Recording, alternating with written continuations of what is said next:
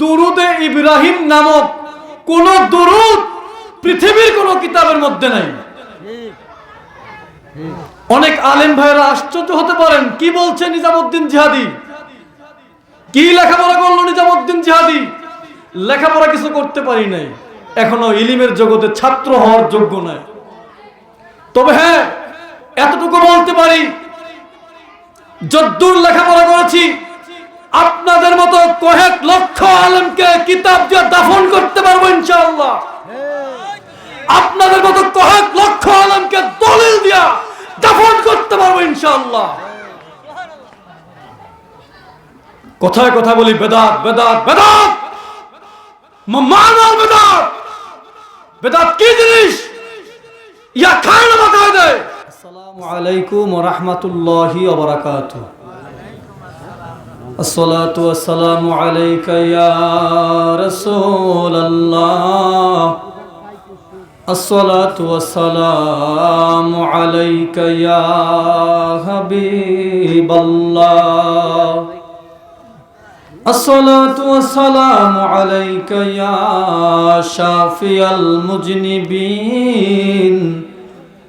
আসসালাতু ওয়াসসালামু আলাইকা ইয়া রাহমাতাল লিল আলামিন। আল্লাহুম্মা সাল্লি আলা মাওলানা মুহাম্মাদ ওয়া আলা আলিহি।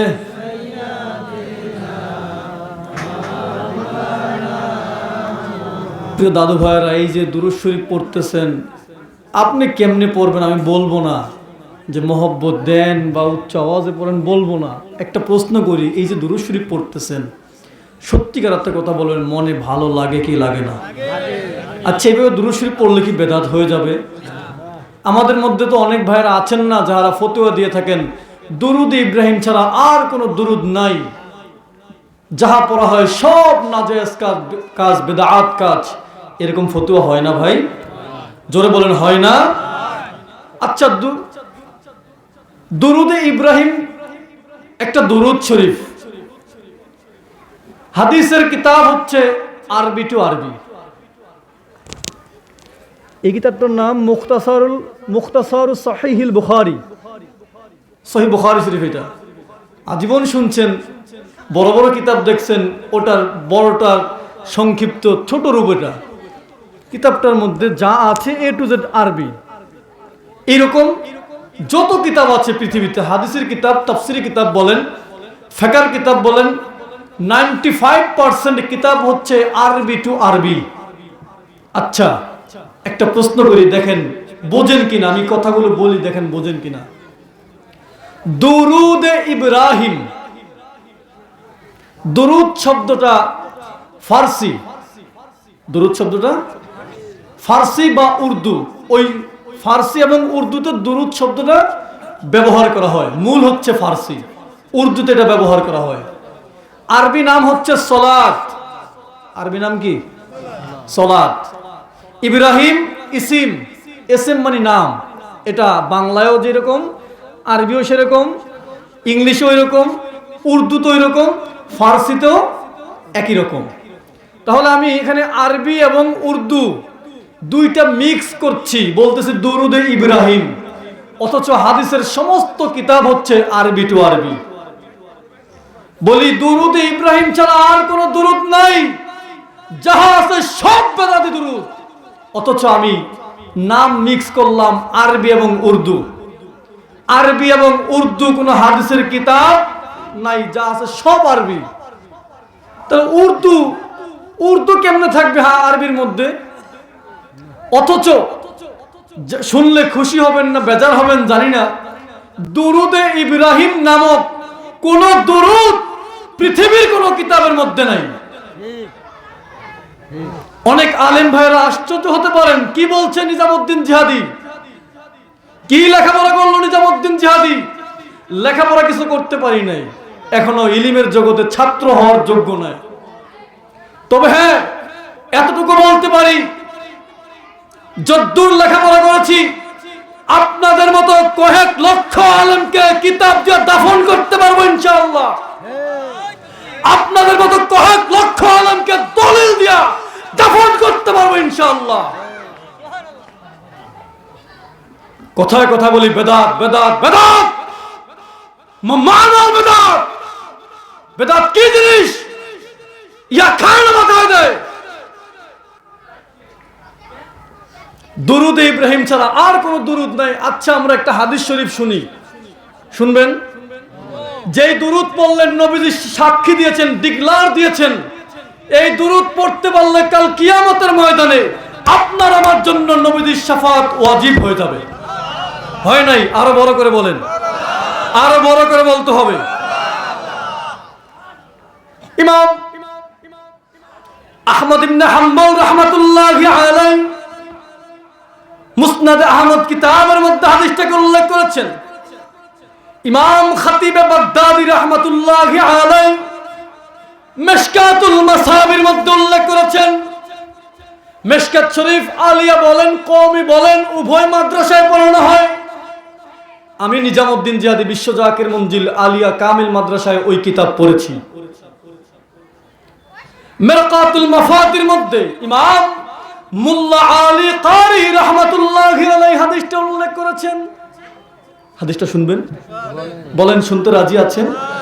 আচ্ছা দেখেন, এই দুরূদ জীবনে কোনদিন শুনছেন কিনা একটু দেখেন। আল্লাহর হাবিব নবী সরকার দু জাহান রাহমাতুল লিল আলামিন বলেন, মান ক্বালা আল্লাহুম্মা আনজিলহু মাকআদাল মুকাররাবা ইনদাকা ইয়াউমাল কিয়ামাতি ওয়াজাবাত লাহু শাফাআতি। মান ক্বালা, যে বা যাহারা বলবে, যে বা যাহারা পড়বে, আল্লাহুম্মা আনজিলহু মাকআদাল মুকাররাবা, এক নিঃশ্বাসে পড়া যায়।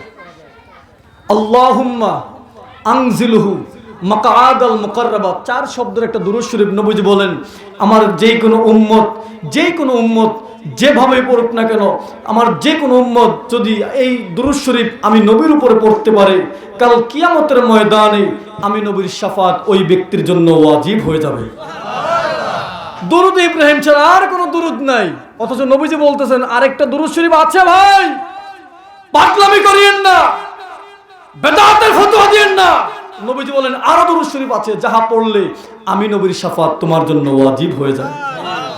কই আজীবন তো ওয়াজ করলেন দুরূদ ইব্রাহিম পড়ো পড়ো পড়ো পড়ো, নিজেও পড়াইলেন ওয়াজের মধ্যে, কই একদিন তো এই দুরূদের কথা বললেন না ভাই? অথচ দুরূদ ইব্রাহিম যেটাকে বলছেন আল্লাহুম্মা সাল্লি আলা মুহাম্মাদ ওয়া আলা আলি মুহাম্মাদ, যে দুরূদ শরীফ নামাজের মধ্যে পড়ি আমরা, এই দুরূদ শরীফ পড়লে নবীজির শাফাত পাওয়া যাবে এমন কোনো প্রমাণ হাদিসের মধ্যে নাই। এমন কোনো প্রমাণ হাদিসের মধ্যে নাই, নাই। চ্যালেঞ্জ করলাম, দেখাতে পারবেন না জীবনের জন্য, জীবনও দেখাতে পারবেন না, কিন্তু আমি দেখাতে পারবো। আপনি যেটা নিয়ে পড়ে আছেন, যেটা নিয়ে আপনি আমাকে বেদাতের ফতোয়া দিচ্ছেন, সেই দুরূদ পড়লে নবীজির শাফাত ওয়াজিব হবে না, কিন্তু আমার কাছে এমন কিছু দুরূদ শরীফ আছে নবীজি বলেছেন ওই দুরূদ পড়লে তোমার জন্য আমার শাফাত ওয়াজিব হয়ে যায়। এখন বলেন বেদাতিকে আমি না তিনি? আমি নবীজির শিক্ষা মাইনা যদি বেদাতি হই, তাহলে যেই ব্যক্তি মানে না সে কি হবে? কেউ। আমি নবীজির শিক্ষা মানতেছি, নবীজির দিক দর্শন মেনে চলতেছি, এজন্য আমি বেদাতি, কিন্তু যিনি নবীজির কথা মানে না, নবীজির পথে চলে না, সেই ব্যক্তি কি হবে ভাই? সেই ব্যক্তি আমার নবীর উম্মত হতে পারবে? বলেন উম্মত হতে পারবে? নবীজির একটা হাদিস শরীফকে অস্বীকার করা যায়? একটা হাদিস অস্বীকার করা যায়? ঈমান থাকে না। আল্লাহ তাআলা বোঝার তৌফিক দেন, সবাই বলি আমিন। দুরূদ শরীফ পড়েন, আল্লাহুম্মা সাল্লি আলা সাইয়্যিদিনা মুহাম্মাদ ওয়া আলা আলিহি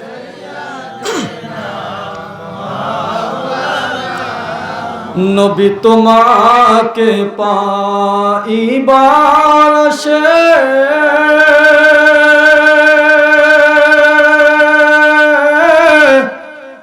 আমরা মুরিদ হইলাম পীরের কাছে, দয়া করে দাও গো দেখা गुलामेरा कंते से अल्लाहुम्मा सल्ले अला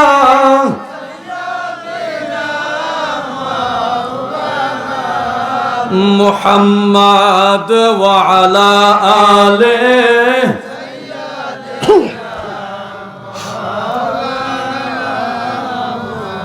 সাল্লাল্লাহু আলাইহি ওয়াসাল্লাম।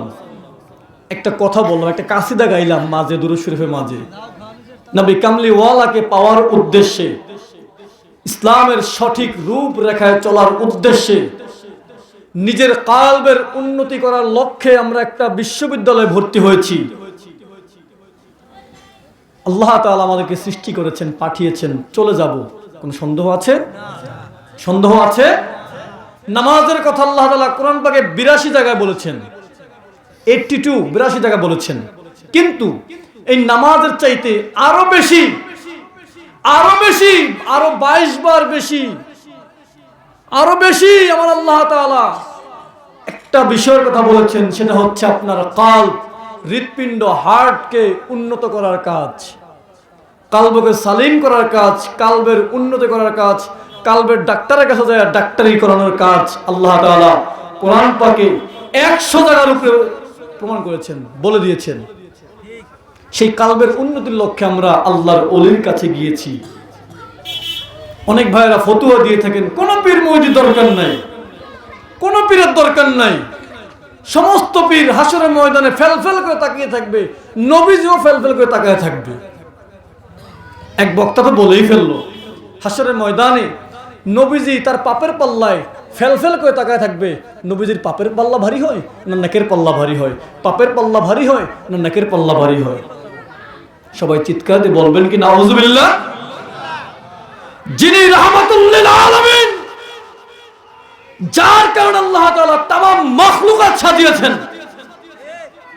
যার উসিলায় আল্লাহ তাআলা আমাদেরকে সৃষ্টি করেছেন, যাকে আল্লাহ তাআলা কোরআনুল কারীমে নাযিল করেছেন, বকশিশ দিয়েছেন, তিনি হাসরের ময়দানে ফেলফেল করে তাকায় থাকবেন। পাপের পাল্লা ভারী হয় না নেকের পাল্লা ভারী হয়? এই কথা মেনে নেওয়া যায়? বলেন মেনে নেওয়া যায়? কোন নবীর বিষয় বলেছেন দেখেন, যেই নবী বলেছেন আমার উম্মতের মধ্যে আদনা একজন উম্মত যিনি কোরআন পাকের হাফিজ, সেই ব্যক্তিও কমপক্ষে 10 জন লোককে শাফাত করতে পারবে। কি ভাই, উম্মতের পাওয়ার যদি এত হয়, নবীর পাওয়ার কত হবে? একজন উম্মতের ক্ষমতা যদি এইরকম হয় কমসে কম 10 জন, তাহলে নবীর ক্ষমতা কেমন হবে ভাই? সেই নবীর বিষয় বলি, নবীজি হাসরের ময়দানে ফেলফেল করে তাকায় থাকবেন, পাপের পাল্লা ভারী হয় না নেকের পাল্লা ভারী হয়? এরা আলেম, এরা আলেম।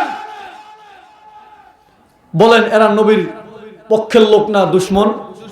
এরা আমার নবীর পক্ষের লোক না নবীর বিরুদ্ধের লোক? এদের পক্ষে যাওয়া যাবে?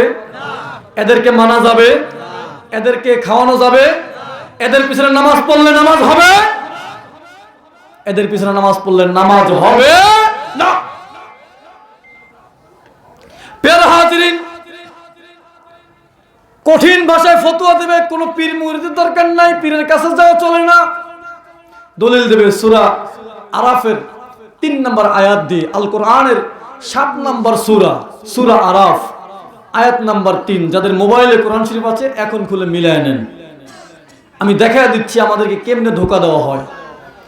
আমার আল্লাহ তাআলা বলতেছেন, বিসমিল্লাহির রহমানির রহিম, ইত্তাবিউ মা উনজিলা ইলাইকুম মির রাব্বিকুম ওয়ালা তাত্তাবিউ মিন দুনিহি আউলিয়া। আল্লাহ বলেন, ইত্তাবিউ, তোমরা ইত্তেবা করো, অনুসরণ করো, মা উনজিলা ইলাইকুম মির রাব্বিকুম, যাহা তোমার রবের পক্ষ থেকে নাজিল করা হয়েছে। প্রশ্ন করি, ফরিদপুর রাজবাড়ির মুসলমানগণ, আপনি আট্রসি যান, দেখার সময় নাই। চরমনায় যান, দেখার সময় নাই। আপনি আউলিয়া কেরামের পক্ষে আছেন, দেখার সময় নাই। প্রশ্ন, সমস্ত মুসলমানদের জন্য আল্লাহ তাআলা যা নাজিল করেছেন তার নাম কি? বলেন না, তার নাম কি? আল্লাহ বলেন, তোমরা কোরআনকে ফলো করো, ওয়ালা তাত্তাবিউ, আর তোমরা ইত্তেবা কইরো না, আর তোমরা অনুসরণ কইরো না, আর তোমরা অনুকরণ কইরো না, মিন দুনিহি আউলিয়া, আল্লাহকে বাদ দিয়া কোনো আউলিয়া তোমরা মাইনো না। আর তারা অনুবাদ করে কোনো আউলিয়া মাইনো না, তারা অর্থ করে কোনো আউলিয়া মানা যাবে না, কোনো পীর মুর্শিদ লাগবে না, কোনো পীর লাগে না, বেদাত। অথচ মূল কথা হচ্ছে মিন দুনিহি আউলিয়া, আল্লাহ বাদ দিয়া, আল্লাহকে ব্যতি রেখে, আল্লাহকে ডিভাইডেশন করে কোনো আউলিয়া মানা যাবে না। এমন আউলিয়া মানতে পারবেন না যেই আউলিয়া মানতে হলে আমার আল্লাহকে বাদ দিতে হয়। এমন আউলিয়া মানা যাবে? বলেন মানা যাবে না। যদি কোনো পীর বলে আমাকে মানো, আমাকে মানতে হইলে আল্লাহকে মানতে পারবা না। যদি কোনো পীর বলে আমাকে ফলো করো, আল্লাহকে মানতে হবে না, তাহলে ওই পীরকে মানা যাবে না। আমার পীর খাজা ফরিদপুরি আজীবন দয়াল নবী রাসূল পাক সাল্লাল্লাহু আলাইহি ওয়াসাল্লামের সত্য ইসলামের দাওয়াত দিয়েছেন। লা ইলাহা ইল্লাল্লাহু মুহাম্মাদুর রাসূলুল্লাহ সাল্লাল্লাহু আলাইহি ওয়াসাল্লাম। তাহলে এই আয়াত বলছে আল্লাহকে ডিভাইডেশন করে কোন আউলিয়া মানা যাবে না। হাদিসের মধ্যে উল্লেখ করেছে, মুয়াত্তা মালিক কিতাবের মধ্যে ইমাম মালিক রাহমাহুল্লাহ হাদিসটাকে উল্লেখ করেছেন। দয়াল নবীজি বলেন, তারাকতু ফিকুম আমরাইন লাম তাদিল্লু মা তামাসসাকতুম বিহিমা কিতাবুল্লাহি ওয়া সুন্নাতুন নবী। দুইটা জিনিস রেখে যাচ্ছি, আঁকড়ে ধরতে পারলে জীবনও পথভ্রষ্ট হইবা না। এক, আল্লাহর কোরআন। দুই, আমি নবীর সুন্নাহ। নবীজির সুন্নাহ এবং আল্লাহর কোরআন আঁকড়ে ধরতে পারলে পথভ্রষ্ট হওয়ার কোনো সুযোগ, পথভ্রষ্ট হওয়ার কোনো সুযোগ। আচ্ছা, এখন আঁকড়ে ধরবেন কেমনে? এটা তো হাদিসের কিতাব সহিহ বুখারী। তারপর এখানে আমার কাছে আরো অনেক কিতাব আছে। আমার এই যে একটা কিতাব আছে তাফসিরি কিতাব, কোরআন পাকের তাফসির, তাফসিরে রুহুল বয়ান, আজ থেকে 450 বছর আগের কিতাব। সাপোজ কোরআন পাকের কিতাব, তাফসিরি কিতাব, হাদিসের কিতাব, নবীজি বলছেন আঁকড়ে ধরো, তার মানে কি দুইটারে গাট্টি বান্ধা বুকের মধ্যে এম্বা ধর্মু? হ্যাঁ, এম্বা ধর্মু, এম্বা তো কেমনে ধরমু, কেমনে মানমু, কেমনে আঁকড়ে ধর্মু বলেন? নবীজি বোঝাইলেন, তোমরা কোরআনকে ফলো করো এবং আমি নবীর সুন্নাহকে তোমরা ফলো করো। কিও ভাই, কোরআনের মধ্যে ওলি আল্লাহর কথা নাই? এই যে আমার আগের বক্তা যিনি, তিনি তো সূরা ইউনূসের 62 নম্বর আয়াত দিয়ে ওলি আল্লাহর কথা বলে গেলেন। আমার আবার ফিরে বলতে হবে এটা না। কোরআন পাকের মধ্যে আল্লাহ তাআলা আউলিয়া কেরামদের কথা বলে দিয়েছেন। তাহলে কোরআন মানলে যদি নাজাত পাওয়া যায়, তাহলে কোরআনের মধ্যে যেহেতু আউলিয়া কেরামদের কথা আছে, বলেন আউলিয়া কেরামদেরকে মানতে হবে কি হবে না? বলেন মানতে হবে কি হবে না? এখন যদি কেউ ফতোয়া দেয়, কেউ যদি ওয়াজ করে বেড়ায় যে কোন আউলিয়া মানা যাবে না, সেই ব্যক্তি কোরআন মানলো না ভাউতাবাজি করলো, সে কোরআন মানলো না ধোঁকাবাজি করলো। তার মতো ভাউতাবাজ, তার মতো ধোঁকাবাজকে মানা যাবে, তার মতো ধোঁকাবাজের পিছনে নামাজ পড়া চলবে না। এরপর দেখেন নবীজি হাদিসের মধ্যে কি বলেন। সহিহ মুসলিম শরীফের হাদিস, খতিব বাগদাদি রাহমাতুল্লাহি আলাইহি মিশকাতুল মাসাবি কিতাবের 320 নম্বর পৃষ্ঠার মধ্যে হাদিসটাকে উল্লেখ করেছেন। দয়াল নবীজি বলেন, মান মাতা ওয়ালাইসা ফি উনুকিল বাইআত মাতা মাইতাতান জাহিলিয়া। যেই ব্যক্তি, মনে করেন যে হাতে লিখে নিয়েছে, না না আমার মনে করেন যে হাতে লিখে নিয়েছে, হাত দেখে কয়খানে, মনে করেন যে লিখে নিয়ে আসছি, কিতাব নিয়ে আসেন, জায়গায় খুলে দেখা দিয়ে যাবো ইনশাআল্লাহ। একটা দলিলকে ভুল প্রমাণ করতে পারলে 1 লক্ষ টাকা পুরস্কার দেবো ইনশাআল্লাহ। বিশ্ব জাকের মঞ্জিলের ওলামায়ে কেরাম দলিল ছাড়া কথা বলে? কোন দলিল ছাড়া কথা বলে না। কারো কথা বলার স্টাইল একটু নরম, কারোটা একটু ভিন্ন রকম, এটাই পার্থক্য। আমার পরবর্তী বক্তা যারা আসতেছেন, মুফতি শিহাবুদ্দিন যুক্তিবাদী এবং মুফতি আব্দুল মান্নান জিহাদি, আমি তাদের কাছে থেকে শিখছি এগুলো, আমি তাদের হাতের কাছে থেকে আমি শিখছি এগুলো। নবীজি বলেন, মান মাতা ওয়ালাইসা ফি উনুকিল বাইআত। যেই ব্যক্তির গলায় বায়াতের রশি ঝোলে নাই, যার গলায় বায়াতের রশি ঝোলে নাই, যে ব্যক্তি বায়াত হয় নাই, নবী কামলি ওয়ালা বলেন ওই ব্যক্তির মৃত্যু জাহিলিয়া জগতের জাহান্নামীদের মতো হবে। বলেন আমরা কি জাহান্নামে যাইতে চাই? আমরা জাহান্নামে যাইতে চাই? নবীজি বলেন বায়াত না হলে জাহান্নামী। আমরা বায়াত গ্রহণ করেছি, আমরা বেদাতি, আর যারা বায়াত গ্রহণ করে নাই তারা কি হবে? নবীজি বলেন বায়াত না হওয়া জাহান্নামী। আমরা বায়াত হওয়ার কারণে হইলাম বেদাতি তাদের ফতুয়ায়। এখন কোরআন এবং সুন্নাহর মূল নীতিতে আমরা বায়াত গ্রহণ করে যদি হই বেদাতি, যারা হয় নাই তারা কি হবে? ওটা তো অটোমেটিক জাহান্নামী, ওইটা অটোমেটিক জাহান্নাম। ভাই আপনি আমাকে বেদাতি বলছেন, আমি কোরআন মানি, হাদিস মানি, এই জন্য বেদাতি? আপনি যে মানেন না, আপনি কি? আপনি কি ভাই? এরপর কোরআন পাক কি বলছে দেখেন। কোরআন পাকের মধ্যে আল্লাহ তাআলা বলেছেন বিসমিল্লাহির রহমানির রহিম, ওয়াত্তাবি সাবিলা মান আনাবা ইলাইয়া, ইত্তেবা করো ওই সমস্ত ব্যক্তিদের পথ, ইত্তেবা করো ওই সমস্ত ব্যক্তিদেরকে যারা আমি আল্লাহর দিকে ধাবিত হয়ে গিয়েছে এবং তোমাদেরকে আমি আল্লাহর দিকে আহ্বান করে তাদেরকে তোমরা ফলো করো, তাদেরকে তোমরা মানো। ইত্তেবা করো ওই সমস্ত ব্যক্তিদের পথ, রাস্তা, তরিকা। পথ যেটা, রাস্তা ওইটা, এটার আরবি হচ্ছে তরিকা। এটার আরবি কি বলেন? এটার আরবি কি? এটার আরবি তরিকা। আল্লাহ বলেন ওই সমস্ত ব্যক্তিদের তরিকা তোমরা ফলো করো যারা আমি আল্লাহর দিকে ধাবিত হয়ে গিয়েছে, পরিশেষে তোমাদেরকে আমি আল্লাহর দিকে ডাকতেছে। আচ্ছা বলেন দাদা, মুজাদ্দিদ আল ফিসানি আল ফারাকি রাহমাতুল্লাহ আলাইহি তিনি কি আল্লাহর ওলি ছিল? কি মনে হয় আল্লাহর ওলি ছিল? তিনি জগৎ বিখ্যাত একজন মুজাদ্দিদ। আল্লাহর ওলি তো আছে, তিনি জগৎ বিখ্যাত একজন মুজাদ্দিদ, হাজার বছরের মুজাদ্দিদ। তিনি মুজাদ্দিদ আল ফিসানি আল ফারাকি রাহমাতুল্লাহ আলাইহি, খাজা বাহাউদ্দিন নকশবন্দি রাহমাতুল্লাহ আলাইহি, হুজুর গাউসে পাক আব্দুল কাদের জিলানী রাহমাতুল্লাহ আলাইহি। কেউ তারা কি আল্লাহর ওলি ছিল? তারা আমাদেরকে শিখিয়ে দিয়েছেন কেমনে আল্লাহর পথে চলতে হয়, কেমনে রাসূলুল্লাহর পথে চলতে হয়। এজন্য বিশ্বজাকির মঞ্জিল একটা গান গায়, গজল গায়, রাসূলুল্লাহর তরিকা নিতে ডাকছেন কেবলা, কন্যা জীবন মরণ সাধন করো, জীবন মরণ ও ভাই মুসলমান, রাসূলুল্লাহর তরিকা বলুন, রাসূলুল্লাহর তরিকা নিতে। প্রিয় হাজিরিন, জাকির ভাইরা, আমি ধাপে ধাপে কয়েকটা বিষয় সময় হলে বলবো। বলতেছিলাম বেদাত বেদাত বেদাত, বেদাতের ফতোয়া দিয়া সব খেয়াল আইছি আমরা। এখানে 70 বছরের উপরে কেউ আছেন? মনে হয় পাওয়া যাইব দুই একজন। এই দাদা আপনার বয়স কত? ওই যে চায় না। ও বুড়া, বয়স কত তোমার? হ্যাঁ ওই নাই 60-এর উপরে। এখনো বই রয়েছো দুনিয়াতে? দুনিয়াতে এখনো বই রয়েছো, যাও নাই? কেন বললাম একটু বুঝেন বিষয়টা। দাদাদের সাথে নাতিরা মস্করা না করলে করবে কারা? দাদা নাতির প্রেম না থাকলে থাকবে কার সাথে? আচ্ছা দাদা খেয়াল করে দেখেন তো, আমি দেখি নাই, আমি শুনছি আমার নানার কাছ থেকে। মুরগিতে ডিম পারছে, প্রথম ডিম, যাইয়া সঙ্গে সঙ্গে মসজিদের হুজুরে হুজুর খান, খাইয়া দোয়া করবে।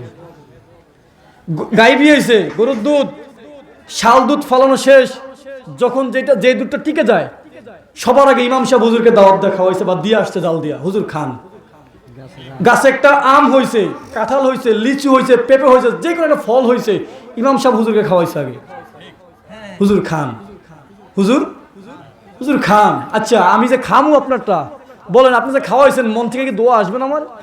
অটোমেটিক আল্লাহ এই লোকটা আমার খাওয়াইছে, তার সমস্ত রিজিকের মধ্যে বরকত দান করো, অটোমেটিক দোয়া আসবে, মন থেকে আসবে, মুখ দিয়ে করতে হয় না।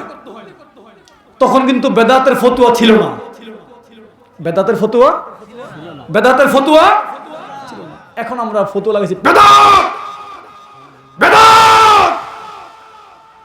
মা বোনরা কইছে, মুরব্বীরা বুঝে লাইছে তোমার মতো মোল্লারে খাওয়ান যাবো না, শেষ, তোমার খাওয়ান বন্ধ। তুমি বেদাতের ফতুয়া লাগাইছো, মুরব্বী দাদু ভাই আম্মাজান, আমাদের মুরব্বী মা বোনেরা, দাদিরা, তারা চুক্তি করে ফলাইছে তোমার মতো মোল্লার আর খাওয়ান দেওয়া যাইব না। তুমি বেদাতের ফতোয়া দিবা, তোমারে খাওয়ামু, এটা হয় নাকি? বলেন এটা হয়? এটা চলে না। তুমি বেদাতের ফতোয়া দিতে দিতে দিতে দিতে তোমার কপাল তুমি পোড়াইছো, তোমার কপাল তুমি পোড়াইছো। বলে বেদাত নবীর জামানায় ছিল না, বেদাত সাহাবায়ে কেরাম করেন নাই, বেদাত তাবেঈরা করেন নাই, বেদাত ইমাম আবু হানিফা করেন নাই, বেদাত বেদাত বেদাত ফতোয়া দিতে দিতে দিতে দিতে তাম দুনিয়া সব খেয়ে ফেলাইছে। ছোট্ট একটা আমলের কথা বলি, মিলাদ কি এটা নিয়ে মনে হয় মারামারি হয় না মাঝে মধ্যে? আজীবন ফতোয়া দিছি বেদাত বেদাত বেদাত বেদাত, নাজায়েজ, হারাম হারাম, জায়েজ নাই। মুঘল সাম্রাজ্যের কথা মনে আছে? মুঘল সাম্রাজ্যের যে শাসন আমল মনে আছে আপনাদের? শুনছেন না জীবনে দু একবার মুঘল সাম্রাজ্যের কথা? আমার ভাই রুমে ছিলেন তখন, এটা আমরা নিজেরা কথা বলতেছিলাম যে মুঘল সাম্রাজ্যের একজন রাজা ছিল, একজন আল্লাহর ওলিও ছিলেন ওই জামানায়। ওই আল্লাহর ওলি রাজা, এটা আপনারা সমস্ত আলেমদের জন্য বলছি, ইমামুল হারামাইন হাফিজুল হাদিস ইমাম মোল্লা আলী কারি হানাফি হারবি মাক্কি রাহমাতুল্লাহ আলাইহি লেখা মাওরিদুর রাবি কিতাবের মধ্যে পাবেন। মাজমুয়ে রিসালা কিতাবের 5 নম্বর খণ্ডের মাত্র 386 নম্বর পৃষ্ঠার মধ্যে আপনারা পাবেন। ওই কিতাবের মধ্যে স্পষ্ট উল্লেখ রয়েছে মাওলানা জাইনুদ্দিন মাহমুদ বাহাদাবানী নকশবন্দি একজন আল্লাহর ওলি, ওই মুঘল সাম্রাজ্যের আমলের কথা। তিনার যেমন একজন বাদশা ছিল, বাদশা হুমায়ুন মুঘল সাম্রাজ্যের বাদশা। এই বাদশা হুমায়ুনের একজন সেনাপতি ছিল যার নাম বৈরাম বেগ। এই বৈরামকে বাদশা হুমায়ুন বলতেছে, বৈরাম আমার রাজ্যে একটা অভাব অনটন লেগে গেল, আমি মনে হয় আল্লাহ পাকের গজবের মধ্যে পড়ে গেলাম, তুই এক কাজ কর, আমার জামানায় আমি দেখতে পাচ্ছি একজন আল্লাহর ওলি, একজন বুজুর্গ নকশবন্দিয়া তরিকার একজন ইমাম খাজা মাহমুদ বাহাদাবানী নকশবন্দি, তাকে একটু দাওয়াত করে নিয়ে আয় আমার দরবারে, হুজুর আয়েশা দোয়া করবে, আমি হুজুরের দোয়া চাই, আর কিচ্ছু আমি চাই না। মুঘল সাম্রাজ্যের বাদশা বলতেছে উজিরের মাধ্যমে, উজির আল্লাহর ওলির কদমে যা বলতেছেন, হুজুর আপনাকে মুঘল সাম্রাজ্যের বাদশা হুমায়ুন দাওয়াত করেছেন, তার দরবারে আপনি যাবেন, একটু দোয়া করবেন। আল্লাহর ওলি একটু নীরব ছিলেন, হঠাৎ করে চক্ষুটা খুলে রাগান্বিত হয়ে বলতেন, বাদশা হুমায়ুনের গোলাম নাকি আমি বাদশা হুমায়ুনের গোলাম নাকি? আমি কোনো বাদশা অধীনস্থ না, আমি একমাত্র আল্লাহর অধীনস্থ, আমি কোনো বাদশার কাছে যাই না, আমি কোনো বাদশার কাছে ধর্ণা দেই না, যা তোর বাদশাকে যা বল, আমি তোর বাদশার দরবারে যাব না। হুমায়ুনের উজির ওই সেনাপতি বৈরাম বেগ বাদশার কাছে দৌড়ে গেছে, বাদশা আল্লাহর ওলি তোমার কাছে আসবে না, সে তোমার ধারে না, সে আল্লাহর মুখাপেক্ষী, তো সে তোমার মুখাপেক্ষী না। এবার বাদশাও নাসর বান্দা, হুজুরকে যায় বল, হুজুর কেমনে আসবে, যেমনে আসবে সেমনে আনবো। বাদশাও নাসর বান্দা, যেমনে আসবে সেমনে আনবো, কেমনে আসবে বল, জিজ্ঞেস কর। আবার উজির দৌড়ে গেছে, হুজুর আমরা গজবের মধ্যে পড়ে আছি, হুজুর আমরা ধ্বংস হয়ে যাচ্ছি। হুজুর বাদশা বলছে আপনি কেমনে যাবেন, যেমনে যাবেন সেমনে আপনাকে নেওয়া হবে, যেমনে যাবেন সেমনে আপনাকে নেওয়া হবে। এবার আল্লাহর ওলি চক্ষুটা বড় করে বলতেছেন, আমি কিন্তু তোর বাচ্চার মুখাপেক্ষী না, মনে রাখবি, আমি তোর বাচ্চার কাছে যাবো না, রাজ দরবারে খাবার আমি খাই না। হ্যাঁ, তবে হ্যাঁ একটা কাজ করতে পারো, যদি আল্লাহর হাবিব সাল্লাল্লাহু আলাইহি ওয়াসাল্লামের মিলাদুন নবীর আয়োজন করতে পারো, আমি রাজ দরবারে যাব, মিলাদুন নবীর সম্মানে, মিলাদের সম্মানে আমি রাজ দরবারে যাব, তোর বাচ্চার সম্মানে আমি যাব না। বাচ্চার কাছে আসলেন উজির, আয়েশা বলেন, হুজুর মিলাদুন নবীর আয়োজন করলে আল্লাহর ওলি আসবে, যেই কথা সেই কাজ, মিলাদুন নবীর আয়োজন হইল। হুজুর আসতেছেন হাঁটি হাঁটি পা পা করে, হুজুর রাজ দরবারে আসলেন। বাদশা হুমায়ুন এবার নিজে লোটার মধ্যে পানি দিয়া হুজুরের হাতে পায়ে মাসো করে হুজুরকে ওযু করাইলেন, হুজুরের পা ধোয়া দিলেন, নিজের কাপড় খুইলা রাজ দরবারের পোশাক খুইলা আল্লাহর ওলির পা মুছায় দিলেন। হুজুর আয়েশা মিলাদ মাহফিল করলেন, মিলাদ পড়লেন, এরপরে রাজ দরবার থেকে বিদায় হয়ে চলে গেলেন। সামান্য আঙ্গুলটা তাবারকের মধ্যে হাত দিয়া এক চিমটি তাবারক মুখে দিলেন। রাজ দরবারের রাজকীয় মেহমান আল্লাহর ওলি কবুল করেন নাই।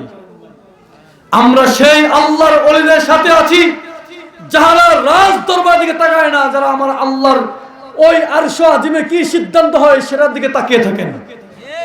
তারা মিলাদুন নবীর পক্ষের লোক, তারা মিলাদ মাহফিল মানতেন। যারা আজকে মিলাদ পড়তে দেন না, আপনাদের ঘরের কিতাবের মধ্যে মিলাদুন নবীর কথা আছে, মিলাদ কেয়ামের কথা আছে, আপনারা কিতাব পড়েন না, জানেন না, যার কারণে বেদাতি বেদাতি বেদাতি ফতোয়া দিয়া দিয়া দিয়া দিয়া সাধারণ মুসলমানদেরকে আপনারা ইসলাম থেকে অনেক দূরে সরায় দিয়েছেন। এই সমস্ত বেদাতের ডিলারশিপ যারা নিয়েছেন, যারা বেদাতের ডিলারশিপ নিয়ে ফতোয়াবাজি করেন, আপনাদের পিছনে আর কেউ নামাজ পড়লো আমার জাকের ভাইয়েরা নামাজ পড়বে না।